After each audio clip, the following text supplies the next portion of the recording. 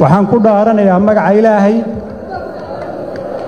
inaan xilkayga u guto urka qaranka iyo shuruucda kale ee dalka u yaala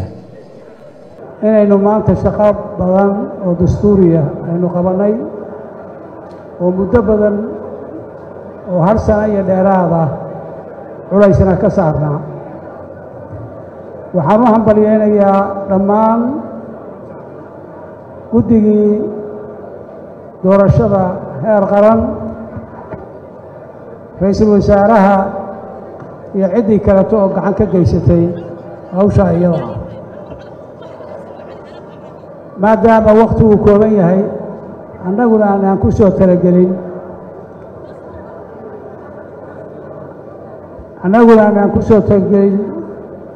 inaannu khudbo ka akhrina meeshaan waxaan rabaa oo keliya inaan idhaahdo maadaama guddoomiyaha ku-meel gaarka ah oo aqal sare aan la ii doortay inaan iclaansho in haddii rabbi idmo sabtida xubnaha aqalka sare ay isugu imaan doonaan xaruntoodii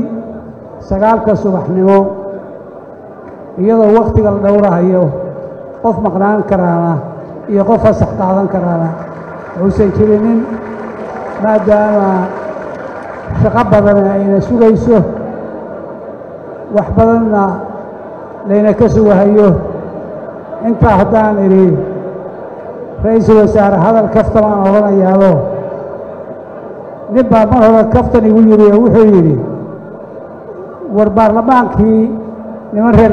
gaalkacyaha la wareegay labadoodaba gaalkacyaha ka soo jeedna aad iyo aad baa u mahadsantihiin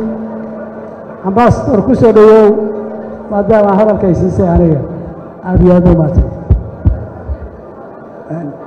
السلام عليكم ورحمة الله وبركاته الوزارة guddiga doorashada xildhibaanada labada aqal ku soo dhawaada maanta dhaartii baa noo dhammaatay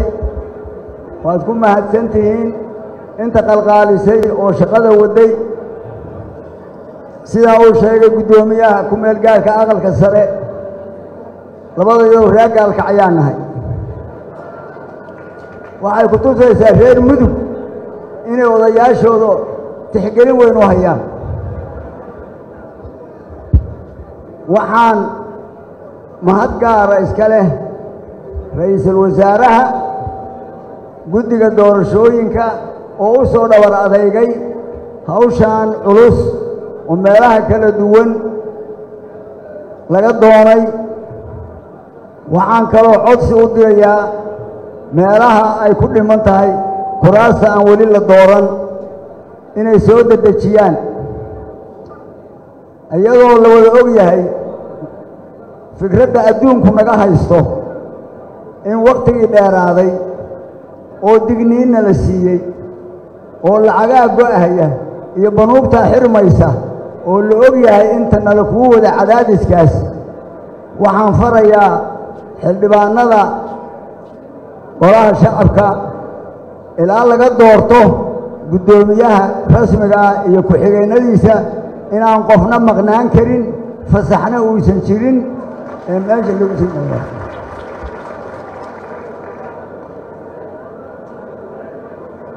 maalinta sabtida ah 9 subaxnimo iyo biilla hargeysa إن شاء الله idinkoo ku mahadsan meesha kulul iyo sida nala kugu dulqaatay iyo sida waqtigii la sheegay looga gaarsiiyey waa mahad gaaraan u celinaynaa dadka fuliyey go'aankii la gaaray assalaamu calaykum waraxmatullaahi wabarakaatu mudanayaal marwooyin halgan iyo kacakuf dheer kadib waxaa maanta farxad ii ah inaan goobjoog u ahay dhaarintii baarlamaankii 11aad ee jamhuuriyadda federaalka Soomaaliya waxaan u hambalyaynayaa dhammaan xildhibaanada qaranka oo aan rajaynayo inuu eebbo ku asturo waajibaadkooda qaran ee loo igmaday iyo in ay dhaarta magaca eebbe ay ku mareen maanta oo Ramadaan bartamihiisa ah ay u gutaan sida ugu wanaagsan dalkana ka samata bixiyaan xaaladda adag ee uu ku jiro. waxaa aad uga xumahay in ay xildhibaanadii ku meteli lahaa golaha shacabka gobolka Gedo aan weli la soo dooran kadib markii caqabado la hordhigay in doorashadu dhacdo. weli waxaan wadnaa dadaal arrintaas ku aadan anigoo rajaynayo in aan dhowaan xal laga gaaro hadduu Allah subxaanahu wa tacaala idmo. xildhibaanada sharafta leh waxaan idin xasuusinayaa in aad matalaysaan shacab Soomaaliyeed oo daruuf adag la daalaadhacaya ayna isugu darsameen argagixiso iyo abaaro ba'an oo qarka u saaran in ay macluul isku beddelaan maadaamii xilli roobaadkii uu daahay. waxaan idin xasuusinayaa in aad xildhibaanno u tihiin dowlad Soomaaliyeed oo ay hay-adaheedii ay saamayn adag ku yeesheen siyaasada aan toosnayn oo abuuray kalsooni darro bulsho oo baahsan, falal argagixiso oo naxariis la'aan ah, xaalado bini'aadanimo oo aad u daran, xasillooni darro siyaasadeed, faragelino dibadeed iyo bulsho wajahaysa duruufo dhaqaale oo aad u adag.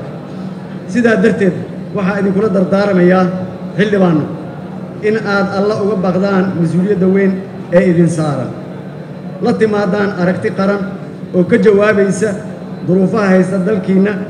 iyo dadkiinna, una doorataan hoggaan awood u leh in uu xal u helo dhammaan caqabadahaas aan kor ku soo sheegay. ugu dambayn waxaan u mahadcelinayaa cid kasta oo ka qayb qaadatay in heerkan la soo gaaro. si gaar ah waxaan ugu mahadcelinayaa shacabka Soomaaliyeed meel kastoo ay joogaan oo muujiyey dulqaad. guddiyada doorashooyinka sidoo kale waa u mahadcelinayaa ee heer federaal, heer dowlad goboleed iyo guddiga xallinta khilaafaadka oo lahaa hawsha ugu badan ee hirgelinta doorashada. ciidamada ammaanka Soomaaliyeed waa u mahadcelinayaa ciidamada amisom haddana loogu yeero ADMIS. si gaar ah waxaan ugu mahadcelinayaa ciidanka booliiska iyo taliyahooda Xijaar oo runtii muujiyey dhabar adeeg. sidoo kale waxaan u mahadcelinayaa dhammaan dowlad goboleedyada dalka oo ka qaatay kaalin muhiim ah iyo dhammaan saaxiibada caalamka ee na garab istaagay. waxaan rabaa halkan inaan si shakhsi ah ugu mahadceliyo raggii odayaasha ahaa ee doorashadii aqalka hoose ama golaha shacbiga noo bilaabay ugu horreeyo ra'iisul wasaare ku-xigeenkii Mahdi iyo saaxiibkay Biixi oo arrintaas iyadoo raalli laga ahayn bilaabay doorashadaas. waxaan doonayaa in aan halkan si gaar ah uga mahadceliyo xildhibaanada reer Koonfur Galbeed iyo saaxiibkay madaxweyne Cabdicasiis Laftagareen oo intii aan ku soo jirnay doorashada inoo ahaa oday wax isku wada.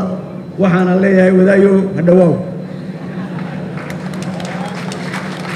xildhibaanada reer Koonfur Galbeed iyagana waxaan leeyahay la'aantiin halkan nuur ma yeelateen. guddiyada doorashada heerarkooda kala duwan waxa ay sii shaqayn doonaan intii laga soo dhammaystirayo xildhibaanada aan weli la dooran. kadib loo samayn doono maamuus qoran oo looga mahadcelinayo. waxaan rajaynayaa in qaybaha ka haray doorashada noogu dhammaato si guul ah, degdeg iyo nabad. sidoo kale waxaan farayaa wasiirka wasaaradda maaliyadda Dr. Bayle inuu sida ugu dhaqsiyaha badan u bilaabo xaqii ay lahaayeen xildhibaanada cusub, mushaarkooda iyo degaankooda iyo wixii la xiriiray. waxaan rabaa inaan ku soo gunaanado kaftan yar. saaxiibaday xildhibaanada maanta horteyda fadhiyo waxaan leeyahay ee wejiyadeyda horteyda ka muuqdo hal sano iyo bar ka hor magaciina warqadaha la ii keenay kuma jirin, laakiin maanta ilaahay wuxuu qadaray inuu magaciina halkan ku soo daro. marka waxaan idin leeyahay nasiibaad leedihiin, ilaahay u mahadceliya. waxaan leeyahay khayr ayaa ku jiro in qayladii idinka yeertay aad ku hesheen kursiga maanta ku fadhidaan. waxaan kaloo rabaa in aan xuso wixii hadda ka dambeeyo warka wuxuu noqonayaa xildhibaanadii ii geeya. xildhibaanadan waxaan leeyahay dhibkii idinka soo gaaray doorashada dhuunta ha ku dhegina, dadka musharaxiinta u fududeeya howlahooda. hambaliyo mar kale Ramadaan mubaarak. Soomaaliya ha noolaato. waxaan idin leeyahay soo dhowaada, soo dhowaada, soo dhowaada. waxaa noo qabsoomay maanta tirada guud ee baarlamaanka federaalka Soomaaliya ee xubnahooda la siiyey shahaadada guddiga fiid ay nagu soo wareejisay waxay ahayd 293 tirada aanu dhaarinay oo maanta dhaartay waxay ahaayeen 290 oo isugu jira labada gole ee baarlamaanka federaalka Soomaaliya tiradaa waxaa ka maqan 3 iyagana aanu gadaal ka dhaarin doono inta ka dhiman ee baarlamaanka ka dhiman waa ku soo celinayaa baarlamaanka federaalka Soomaaliya waa xubnaha baarlamaanka matalaana waa qayb ka mid ah xubnaha sidii uu prime ministerku halkan ka sheegay gudoomiyaha guddigana uu sheegay waxa weeye waajib weyn oo saaran baarlamaanka iyo intii gacanta ku haysaba soo dhamaystiridda xubnaha dhiman ee baarlamaanka federaalka Soomaaliya oo ay ugu horeeyaan magaalada Galbahaar ee gobolka Gedo oo 16 xildhibaan ay ku dhiman yihiin iyo 2 mise 3 xildhibaan oo su'aalo ay ka jireen iyagana waxaan rajaynaynaa maalmaha soo socda inay dhammaadaan waa idinka mahad celinayaa intaas baan idinla wadaagayay wassalaamu calaykum waraxmatullaahi wabarakaatuh